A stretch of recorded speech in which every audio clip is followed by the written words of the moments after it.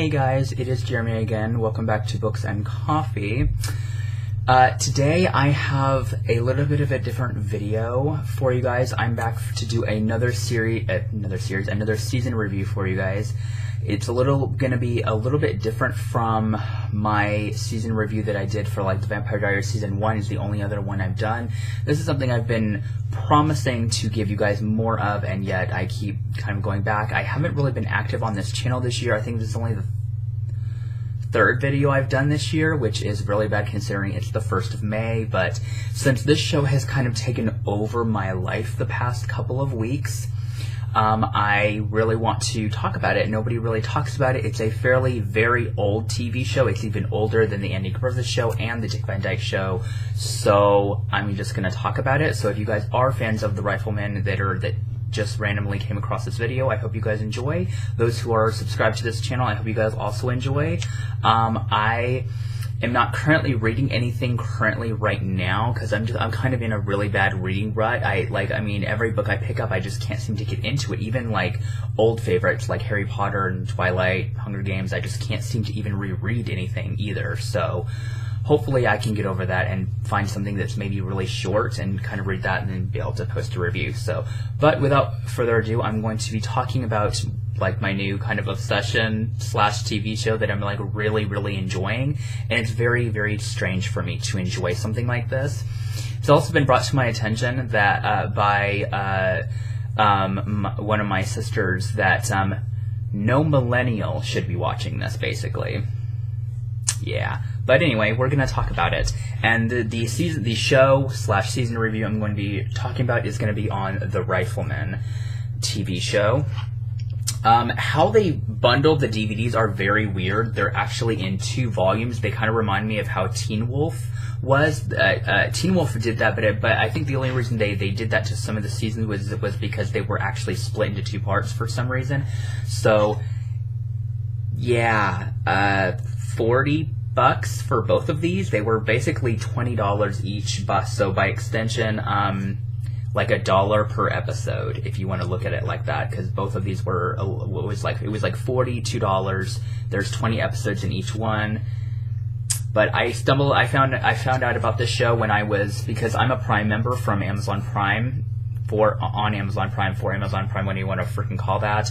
And I stumbled across the Rifleman because it was recommended to me because I liked Andy Griffith and the Dick Van Dyke Show, and I was like, okay.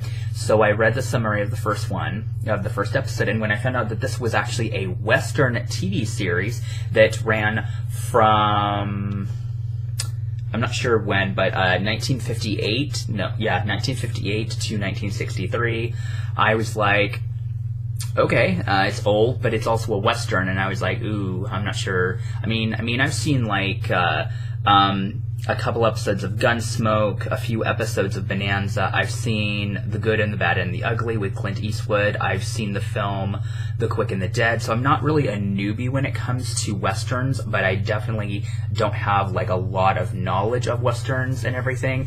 I've seen a few minutes of the original Magnificent Seven. I haven't watched the new one with I think it's called with Chris Pratt, I believe his name is.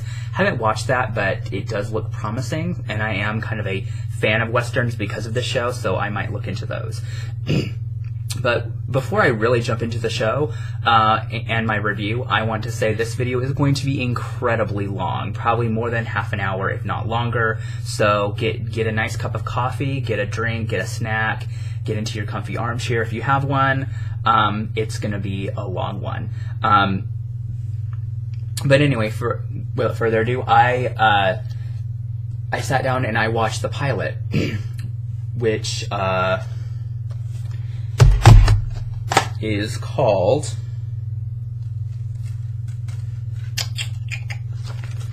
there's a little paper in here, is called The Sharpshooter.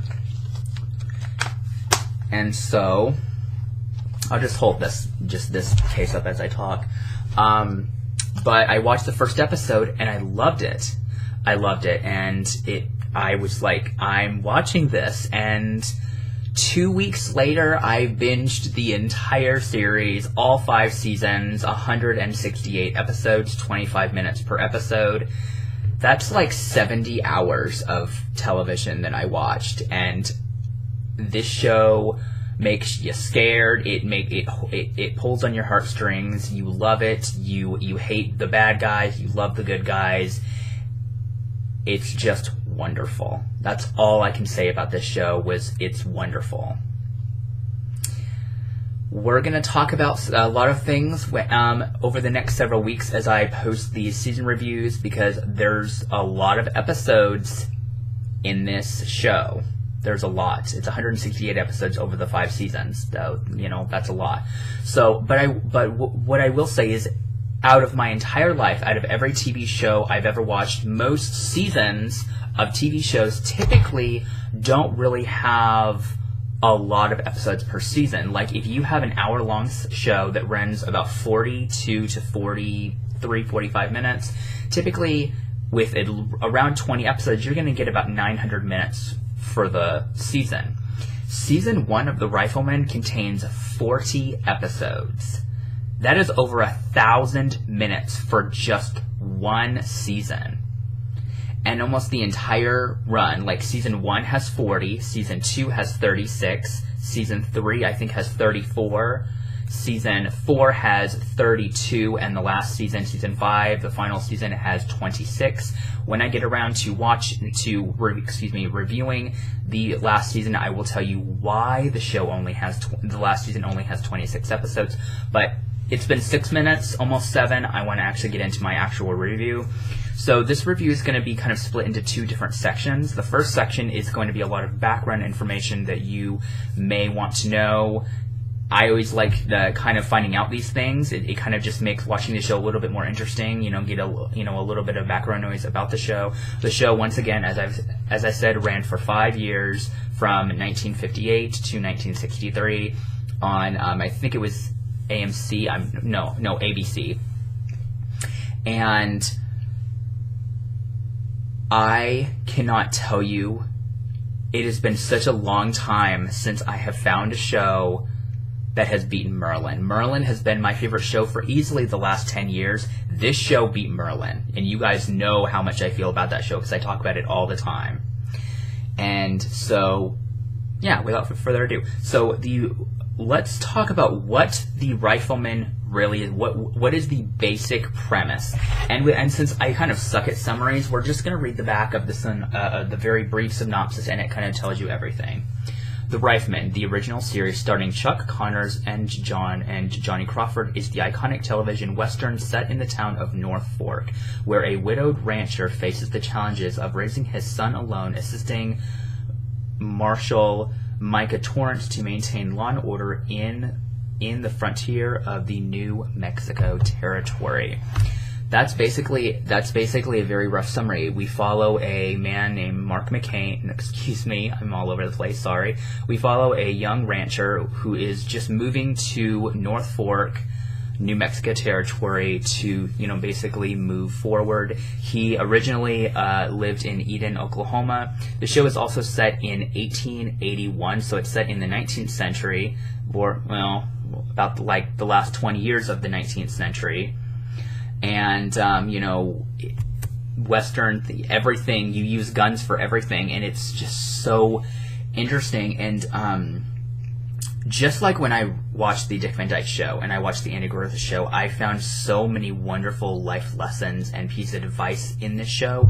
And when you can learn that as an adult, it's definitely a really big favorite for me. Pardon me. I talk too much, so it makes my voice dry. But so we start the show at the very beginning. He has decided to, he's having to raise his 10-year-old son by himself because Lucas lost his wife when Mark was only 6 years old because she died of a smallpox epidemic in Oklahoma. To the Oklahoma territory at the time. And so after several years after she passed away, they decided to, basically ride horseback all the way across the country to New Mexico territory. Riding, I mean, I've only been on a horse a couple times in my life, and it was a little scary, like, at first. It was way back in, I think, like 2005, 2006 when I got to ride a horse. I never rode with one. Normally, the horse I was on just walked, but it was a little scary because, you know, you're kind of high up on the horse, and, you know, you have to, like, try not to be afraid because horses pick that shit up like that. Because if the horse senses that you're afraid, the horse is going to be afraid. So you have to try to be as calm and as confident on that horse as you can.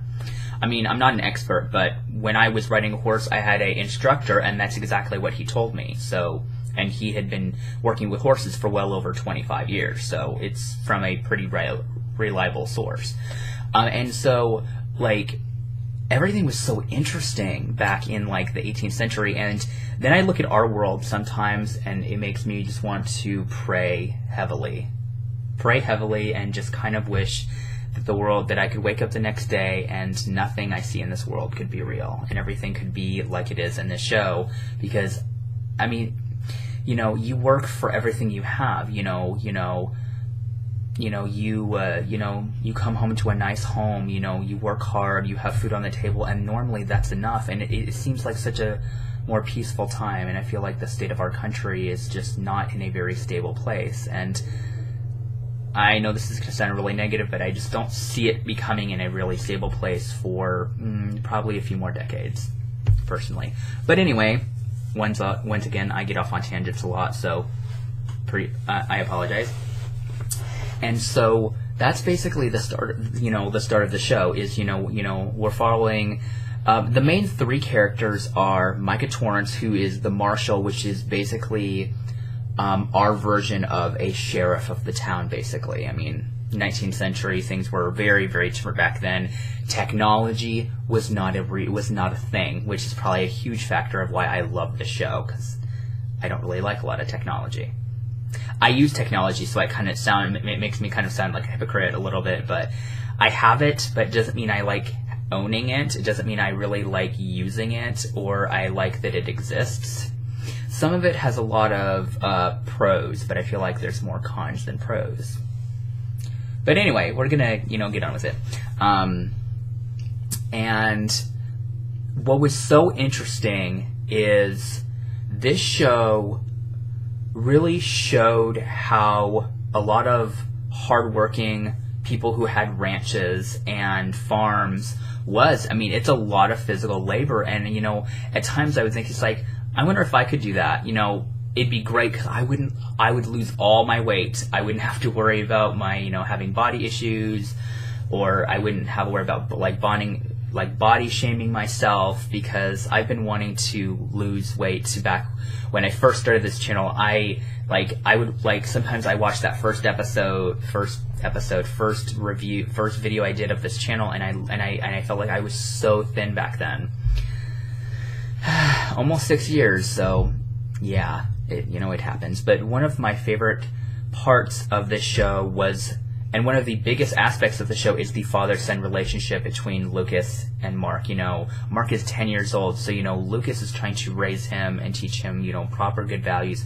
Another thing that I really liked about the show is it has a kind of, not a very, very heavy one, but a very Christian theme to the show.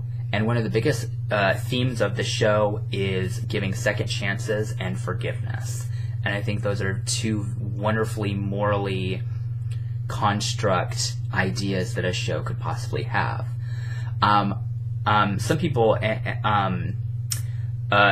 know this, but what this show differs from other classic favorites of mine, like the Andy Griffith Show and Dick Van Dyke, is both of those other shows were sitcoms. They were comedy shows. This is not comedy. This is a very completely dead serious show. And I think if this was a sitcom, I don't think I would like it very much. I don't think I would find the characters to be as relatable and understanding as what we see in this show. And I think, this show really struck a gold mine. I mean, when Nelson ratings for the entire first season, it exploded, and sadly it did actually go down. But,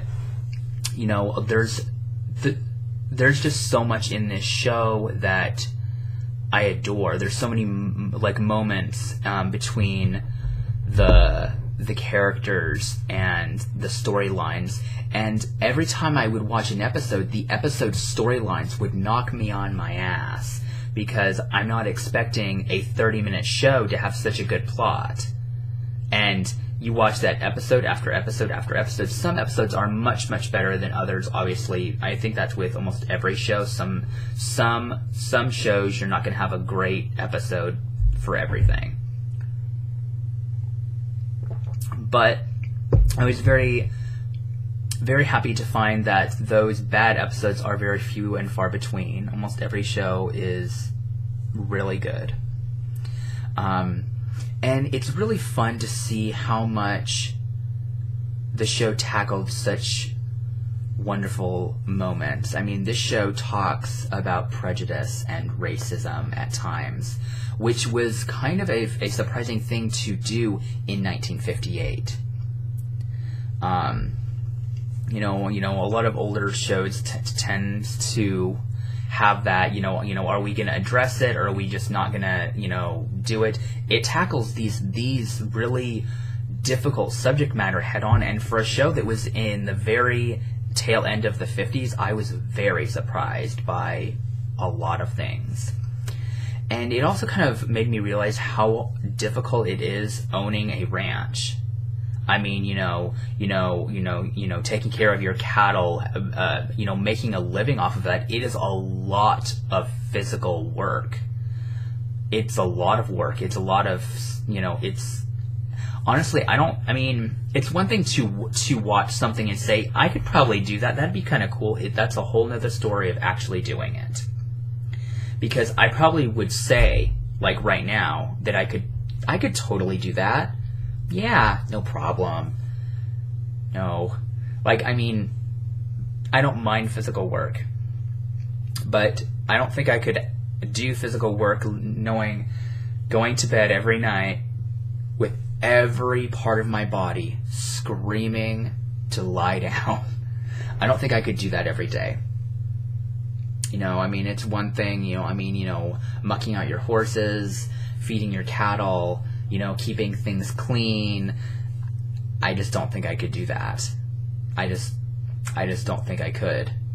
And if any future ranchers or farmers ever come across this video, I'm sure the show only depicts a small portion of the hard work that you guys do, but if just more power to you. And a million thanks, because it's not easy work. It's probably really difficult. So if you do that for a living and that really makes you happy, that's amazing. I wish I had that kind of determination and, money. Buying a stretch of land like that is, oh man, you've got to be really rich, because it's it was expensive then. In the 19th century, it's so much more expensive now. That's even with, the quality of money changing over 100 years and everything. But there's so many moments in here that I love, and I've never come across a TV show that was made in the 50s, 60s that was set in, other than taking place in the 1960s, and I was very surprised to find out that this show, it actually takes place in, the very beginning of the season starts in August of 1881. And I was like, ooh, this is interesting. There's a lot of there's a lot of thieves and murder, and the music that is within the show just completely blows you away. And at the end of every episode, everything ends fairly well, but they trick you, because from the tension of how amazing Chuck Connors and Johnny Crawford as actors. Johnny Crawford, he was 12 years old when we see him in the first episode, even though he's playing a character that's 2 years younger. That's like really amazing, and for a child actor, he was so good. Like, he puts everything into that role when he is acting, and I was so impressed with it. There is a lot of episodes in here, obviously with a 40 episode season, you know. End of a Young Gun is probably, it's one of my favorites. 8 Hours to Die, that's a good one. The Pet is the ending of The Pet. Oh my gosh, if you haven't watched it. There's also a YouTube channel where you can watch the entire show on that entire YouTube channel. Someone has uploaded every episode on there. I'll leave their link down below. Highly recommend it. If you also want to buy the DVDs, as in the same DVDs that I have, I will leave you the link to www.therifleman.net, where it has not only these, but it has a lot of other The Rifleman merch on there. They've got coffee mugs, t-shirts, actual stills and pictures from the show, posters, the whole 9 yards. And there's so many things on that website that I want now. Like, yes. So I own the entire show. I'm waiting for season 3 and 5 to arrive because I don't own them, but yeah. Let's see. Oh, here we go. The first episode the series was September 30th of 1958, and this show during 1958 to 1959, this show came in at number 4 in the Nelson ratings, which is like fantastic. BT dubs. That's really good for that. But there's kind of a contradictory within this show, though. I mean, you know, for this being the 19th century shows, you know, you don't really see a lot of parents actually discipline their children within shows like this. And I mean, for me, I mean, I'm never having children of my own, so luckily I'll never have to worry about having to punishing my kids, because I don't know, I feel like I just know myself really well, and I feel like I would have a really hard time doing that. But I'm sure, you know, once you have kids and, you know, when a situation presents itself, you kind of grow into that as a parent, and I'm very much fully aware of that. I just don't see myself as a father.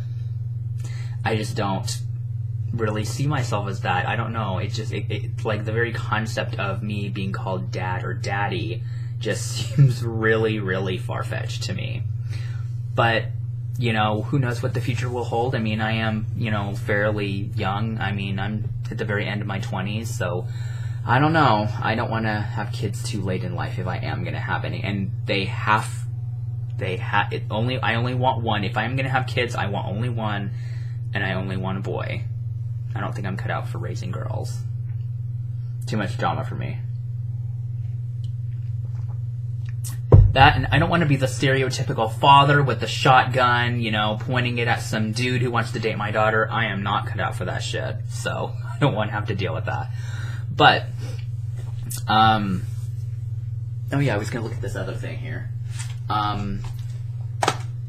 One of the things about the show that I really, really like was the character development aspect of the series is so fantastic. And what made this show really fun was watching every episode, not knowing what was going to happen, not expecting to be blown away with every episode, and I was still blown away with every episode for at least one scene or more every episode, and that is not easy to do. The Indian is a fantastic episode that deals with prejudice. Not only prejudice against Mark and Lucas, but but there was a line that says, I think, because we have an Indian, he is a sheriff of I think another area of New Mexico, maybe several towns over or something. And Mark had said, and Mark has a line that says, "An Indian as a marshal, what is this world coming to?" And Lucas kind of agrees with them, and I'm like, you're only 10, 11 years old, and you have that kind of outlook, and by the end of the episode, it is completely different. He completely doesn't see it that way, and that is how you take not only... Well, I mean, you also have to look at where, people of color and other minorities were back in that time. They weren't really accepted. White people, especially white men, were very much, how do I word this? They're, very much the focus point. That's not, I'm having a hard time wording this properly. They were the, I don't know. I really don't know how to word this, but they were the main people. My brain isn't working apparently, but they were more recognized as being, how do I put this without being offensive to anybody? They were just more, oh my God, this is really embarrassing. Anyway, I'm gonna stop talking about that because I'm just gonna make my, but anyway, they were, white people in general, especially white men, were the privileged. There we go. I found the word. They were, they were the privileged. They mattered more than anybody else. Women, women had a place in this place, but they weren't as, for one, they couldn't vote. Women didn't get to vote, at least in the United States, I believe, until 1920. So that's, about 40. So, I mean, by that, it was about 40 years until they got to actually vote. So that's still a long time. But the boarding house is actually one of my favorite episodes. And we have a dinner scene. Oh my God, it is a fantastic dinner scene where Lucas and Mark have been invited to have dinner with this woman who, her name is Julie. She's this very proper, she's about 40 years old, she's this very proper, she seems kind of very uptight, and it's kind of I don't know, a privileged white woman who was brought up in England, but except for it's not England, it's America, and she was one of those, well, my shit doesn't stink thing, and I'm way better than you kind of person. And it's one of my favorite episodes because the dinner scene in this episode where Mark looks over at Julia and says, "You haven't cleaned your plate. She hasn't eaten all of her food." And then, and so Mark stands up and says, "You couldn't get away with that at our ranch, And then he mentions that his pa, because he didn't call him Dad. Mark calls his father Pa. Then again, it was kind of South-ish. A lot of people called their father Pa, and it's very similar with the Andy Griffith Show as well. So it's a lot of Southern type places still do that, I think. And and where it says that that Pa had to take a belt to my britches before I understood that wasting food is wrong. And that is the only scene we ever hear about him being physically disciplined. And then in later seasons, Mark says that his father's never hit him. So I don't know I mean, that's kind of a contradiction. So, I mean, we know obviously it happens once throughout the show. And I mean, there's a lot of those older shows that, have either spanking threats or something like that in terms of physically disciplining their children. But what made this episode so good, besides mentioning that, because I mean, I kind of knew that most kids, especially boys, around that time, disobeyed and things like that. But one of my favorite parts is the scene continues, and he says, if you didn't clean your plate, I don't think my pa would do anything, you know, you being a female and all, and then there's the part where, and then he says, and you being kind of old and all, and Lucas throws down his napkin, stands up, and he pulls Mark by his ear out of the room and into the next room. So, and the only thing is that, I mean, did he discipline him? Did he just, yell at him? The scene was never really conclusive in that sense, and and a couple of my friends that I was talking to, like Goodreads friends, because we all were reading the guidebook that goes with it, and we always kind of wondered, what happened with that scene. But it's definitely one of my favorite episodes, because that dinner scene is just so funny, knowing that he called this stuck-up, very arrogant, I'm better than you woman old, was like the best thing of life, and it's probably my favorite moment in the entire first season. There's so many great episodes in here, but I love a lot of the Christian undertones that the show actually has.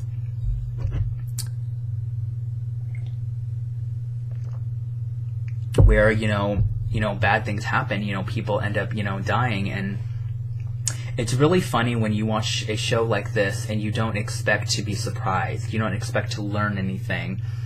And the way I like to see it in this world, in the world we live in, is if you don't walk away from a story or in a TV show without learning something, or maybe finding something that was enlightening, or have a changed view by the end of it, then what's the point of media if you don't get something out of it? And I get something out of every episode, whether it's just a really wonderful family moment between Mark and Lucas, or if it's just a really action-packed, guns blazing type scene that's just awesome. And I love the action sequences. They're always really, really entertaining, and I feel so bad because poor Mark gets kidnapped throughout this entire show so many times, and I feel like the bad guys always do it because they know that's the one thing that Lucas will protect with everything he has. So, I guess there's not too much more to say.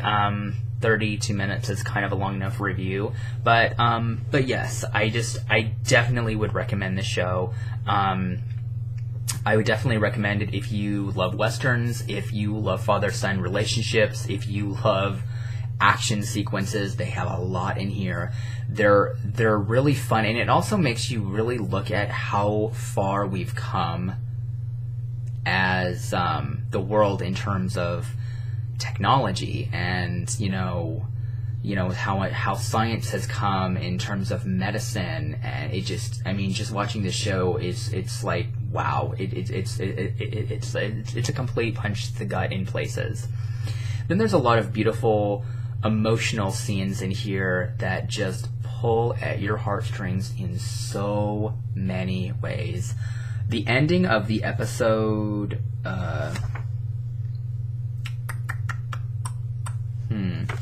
believe it's called The Pet. I think that's in this season. Yeah, it's called The Pet, and Cliff Notes version, there's a guy that has a horse, but he ends up getting killed, so the horse is being taken back to the McCain's ranch, at least until they can figure out what to do with it. And then they find out that the horse has anthrax, which is a disease that is spread through cattle. Mark, and so the horse ends up biting Mark's hand, and so he overhears Lucas telling this guy who wants this paper that was with this guy who died at the very beginning of the episode, he wants this piece of paper, and so he overhears Lucas tell this guy that anthrax is deadly. People can die from it. Intense pain, high fever. I think vomiting is a symptom.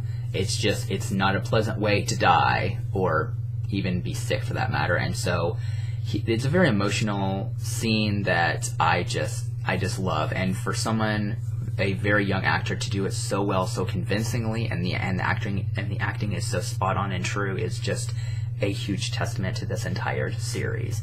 So I guess I'm going to leave you guys with that. Sorry there's not too much, but I don't want to give everything away when I do first season reviews. I think when I do my review for season 2, I'll be a little bit more precise and a lot more straightforward with my review. And I hope you guys enjoy. I hope you guys enjoyed this video. Let me know what you thought of this review. Let me know what you thought of the show, if you've seen it or if you've not seen it. Once again, I will link that YouTube channel down below so you can watch it if you want to for completely for free on YouTube, as well as I'll leave the website for therifleman.net to kind of if you want to do a little bit more research on the show, or if you want to buy the DVDs or whatever you want to do.